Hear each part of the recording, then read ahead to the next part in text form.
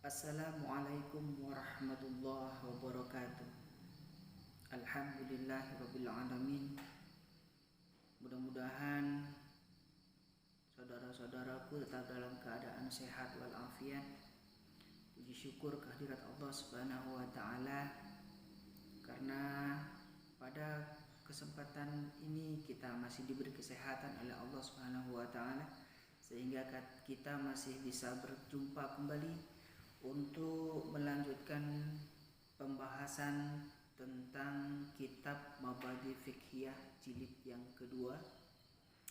Salawat beriring salam selalu tercurahkan kepada junjungan kita Nabi besar Muhammad SAW yang senantiasa kita harapkan syafaatnya baik di dunia maupun di akhirat nanti. Baiklah, pada kesempatan yang berbahagia ini kita akan melanjutkan pembahasan dari kitab Mabadi Fiqhiyah jilid 2, melanjutkan pembahasan yang telah kita bahas. Untuk video sebelumnya bisa saudara-saudara sekalian atau teman-teman sekalian bisa cek videonya di link yang ada di atas ini. Pada kesempatan yang sangat berbahagia ini, karena kita buatnya video ini pagi, saya bilang pada kesempatan pagi ini kita akan melanjutkan pembahasan tentang bab najis. Bab najis. Manajasatul. Apa sih yang disebut dengan najis itu? Najis itu apa? Najis itu hiya damu wal qaihu wal qai'u wal khamru wal kalbu wal khinziru wal labanul hayawanil ladhi la yukalul lahmuhu wa ma kharaja minas sabilaini ilal mani fa innahu tahhirun wal mayyitatu wa sya'ruha wa azmuha ilal mayitatul adami wassamaki wal jarodi. Artinya apa? Najis itu adalah yang termasuk najis di sini disebutkan. Itu yang pertama ada darah, kemudian nanah, kemudian ada lagi muntah, ya. Sesuatu yang keluar dari perut atau yang kita muntahkan itu termasuk najis. Kemudian khomer itu minuman yang memabukkan. Segala sesuatu minuman yang memabukkan itu disebut khomer, yaitu hukumnya adalah najis. Kemudian anjing itu juga hukumnya najis. Babi najis, ya. Kemudian susu hewan yang dagingnya tidak boleh dimakan. Apa hewan yang dagingnya tidak boleh dimakan? Ya seperti daging babi, daging anjing. Itu menurut agama Islam. Menurut kita, keyakinan kita Islam, kedua daging hewan itu tidak boleh dimakan, seperti daging babi dan daging anjing. Nah, susu hewan kedua ini itu tidak boleh dimakan. Itu termasuk najis. Susu hewan kedua ini termasuk pada golongan najis. Kemudian barang yang keluar dari dua jalan, ya, apa saja yang keluar dari dua jalan?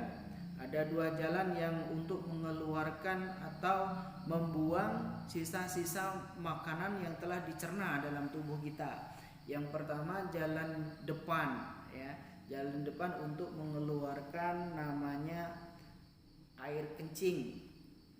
Kemudian jalan belakang. Apapun yang keluar dari jalan depan ataupun jalan belakang itu hukumnya najis. Umpamanya ada emas keluar dari ikut saluran buang air besar, itu hukumnya najis, kecuali nanti kalau sudah dicuci dengan bersih dan sebersih-bersihnya, itu emasnya menjadi suci karena sudah dibersihkan. Lanjut, bangkai. Bangkai itu hukumnya adalah najis. ya. Begitu pula bulu-bulu dan tulang-tulangnya itu najis. Bangkai itu apa sih? Bangkai itu adalah hewan, walaupun dia sebenarnya halal dimakan, tapi hewan yang mati tanpa disembelih, mati jatuh, mati dipukul, mati terjepit, mati tergantung, itu disebut bangkai, dan itu hukumnya adalah najis. Barang itu yang mati tanpa disembelih dengan menyebut nama Allah itu disebut bangkai, dan itu hukumnya najis, kecuali bangkai ikan dan belalang, ya. Kecuali kalau bangkai ikan dan bangkai belalang itu boleh dan tidak najis. Kaifa tadhurun najasatu? Bagaimana caranya kita untuk mensucikan najis?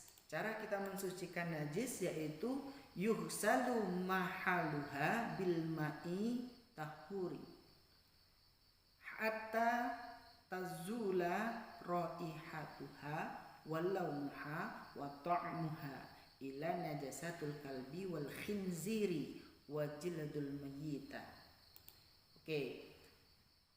Cara membersihkan najis yaitu tempat yang terkena najis itu tadi, apapun tempat yang terkena najis itu dibasuh dengan air yang suci sehingga hilang baunya, hilang warnanya, hilang rasanya, kecuali terkena anjing, babi, dan kulit bangkai itu tadi, ya.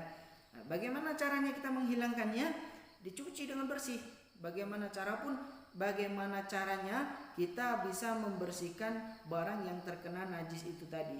Pakai air yang bersih, bila perlu pakai sabun, ya, sehingga hilang baunya, ya, kemudian warnanya, kemudian rasanya. Kalau kita kita cuci kemudian sudah bersih, kita lihat ada nggak warnanya. Kalau kelihatan ada warnanya, berarti masih belum suci. Kalau warnanya sudah nggak ada, kita masih bau pesing, baunya masih bau tai, berarti belum suci, ya. Kalau rasanya nggak mungkin kita rasakan, ya. Kalau najis nggak mungkin kita rasakan. Kira-kira saja, kira-kira hilang baunya, hilang warnanya, dan hilang juga rasanya. Itu untuk menghilangkan najis, kecuali najis yang terkena najis anjing atau terkena dengan najis babi, ya, atau kulit bangkai. Itu nanti lain lagi cara membersihkannya. Kaifa tatuhuru najasatu kalbi wal khinzir? Bagaimana caranya kita membersihkan najis yang terkena najis anjing dan babi yang tergolong kepada najis berat ini tadi, ya. Caranya adalah yuhsalu mahaluha bil ma'i sab'a maratin ihdahunna biturab. Artinya yaitu dengan cara tempatnya yang terkena najis itu tadi dibasuh dengan air sebanyak 7 kali. Dibasuh dengan air sebanyak 7 kali. Yang salah satu basuhannya itu dengan dicampur tanah yang suci, ya. Umpamanya kita ambil basuh 5 kali. Kita basuh 5 kali, kemudian kita campur yang ke-6 kalinya dengan tanah yang suci, atau debu, atau pasir. Kita campurkan air dengan tanah itu tadi, kita bersihkan. Nah, baru yang ke-7-nya dibasuh bersih dengan air yang bersih. Itu cara membersihkan najis berat, najis yang terjilat kena anjing atau babi, ya. Kemudian kaifa tathuru jildum mayyitati? Nah, ini bagaimana caranya kita membersihkan atau mensucikan kulit bangkai. Kulit bangkai itu bagaimana cara kita membersihkannya? Biasanya kan ada kambing yang mati, kemudian ada sapi yang mati, dan itu kalaupun dagingnya tidak bisa kita kita sebelum kita kuburkan, kita ambil dulu kulitnya. Nah, kulitnya itu bisa kita manfaatkan, ya, bisa suci kulitnya itu, bisa dipakai pajangan untuk membuat kaligrafi, atau bisa digunakan untuk membuat alat-alat terbana, ya, alat-alat hadroh atau yang lainnya. Bahkan ada yang mengatakan kulitnya itu bisa dikonsumsi, ya, dengan cara dibersihkan kulitnya saja. Caranya adalah tadhuru biddabahi. Caranya kulit bangkai yang kita ambil tadi itu bisa suci dengan cara disamak. Artinya disamak itu adalah kita kuliti hewan yang sudah mati itu tadi, dari golongan hewan yang halal untuk dimakan, kambing atau sapi yang mati tidak tersembelih dengan cara islami. Kemudian kita ambil, kita kuliti, ambil kulitnya, kemudian kita kuburkan daging-dagingnya dan seluruhnya. Kita ambil kulitnya saja, kita bersihkan seluruh daging-daging yang menempel pada kulit itu, kemudian kita bersihkan, ya. Nah, dengan caranya dihilangkan lendir-lendirnya, lendir-lendir yang masih ada di kulit,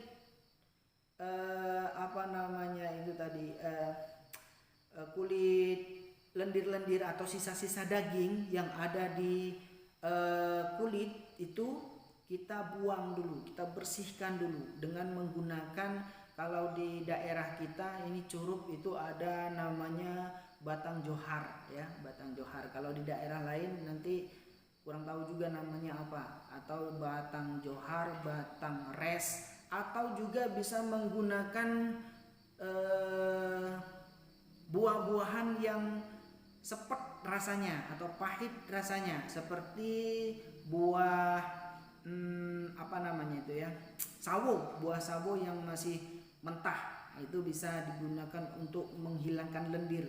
Barang yang berlendir itu bisa kita gosokkan dengan buah itu atau batang johar tadi, atau bahkan juga bisa dibersihkan dengan menggunakan kotoran burung dara, ya, tai burung dara itu yang namanya najis, bisa menghilangkan najis dengan satu syarat, nanti setelah hilang lendirnya, setelah bersih, betul-betul bersih, tersisa hanya tinggal kulitnya, itu baru kita sucikan atau kita bersihkan dengan betul-betul bersih, dan yang kita ambil itu hanya kulitnya saja tanpa ada sisa-sisa yang lain, ya. Untuk bab selanjutnya itu tentang najis tadi, ya. Ini kita langsung kepada pembahasan yang berikutnya, yaitu tentang istinja. Apa itu istinja? Ya, mal istinja'u, definisi dari istinja itu apa? Istinja itu adalah huwa ghuslu sabilaini bil ma'i li izalati khariji minhuma kal bauli wal khaid. Yang artinya adalah membasuh dua jalan. Dua jalan itu apa? Kubul dan dubur, dengan air menggunakan guna menghilangkan bekas yang keluar dari dua jalan tersebut, seperti buang air kecil atau buang air besar. Dengan bahasa keren sehari-hari namanya cebok, ya.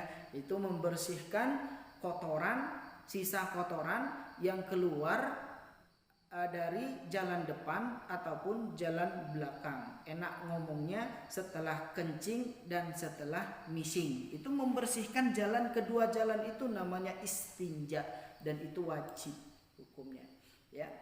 Hal yajuzul istinja'u bil hajar, apakah istinja itu bisa memakai batu? Nah, itu istinja itu apakah boleh kita menggunakan batu, ya. Yajuzul istinja'u bisalasati ahjari hatta tazulal najasatu minal mahal, ya.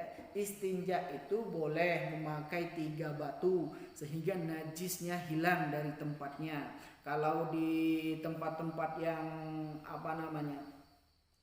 tempat-tempat modern itu sekarang sudah menggunakan tisu, ya, sudah menggunakan tisu.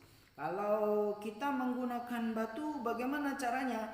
cari kalau memang di tempat yang tidak ada airnya, yang tidak bisa kita menemukan airnya, kita bisa menggunakan batu. Yang batu itu 3 buah ya. Ambil yang batu yang lembut, bukan batu yang kasar, yang dari yang tajam itu. Ambil batunya, kita buang, kita gunakan untuk istinja. Kemudian 1 kita gunakan buang, 2 kita gunakan buang. Dan bisa juga kita menggunakan tisu atau bahan-bahan yang ada di alam ya. Kalau biasanya memakai daun, kalau kita di kebun memakai daun kopi, atau dengan menggunakan daun ubi atau daun apa saja yang bisa kita gunakan untuk membuang sisa-sisa ketika kita kebelet ya. Setelah membuang sisa-sisa kotoran yang kita buang, namanya istinja, atau kata lain cebok ya. Bisa menggunakan benda-benda selain daripada air ya. Kemudian itulah tadi penjelasan kita tentang yang pertama, tentang najis ya, kemudian tentang istinja. Ya, mudah-mudahan untuk kedepannya kita bisa berjumpa lagi, dengan mengharap pada Allah Subhanahu wa taala senantiasa kita diberikan kesehatan dan negara kita dibebaskan dari malapetaka, dan Allah Subhanahu wa taala segera membersihkan dunia ini dari berbagai macam penyakit, khususnya virus corona yang tengah-tengah kita alami pada saat ini. Dan kita akhiri wabillahi taufiq wal hidayah. Wassalamualaikum warahmatullahi wabarakatuh.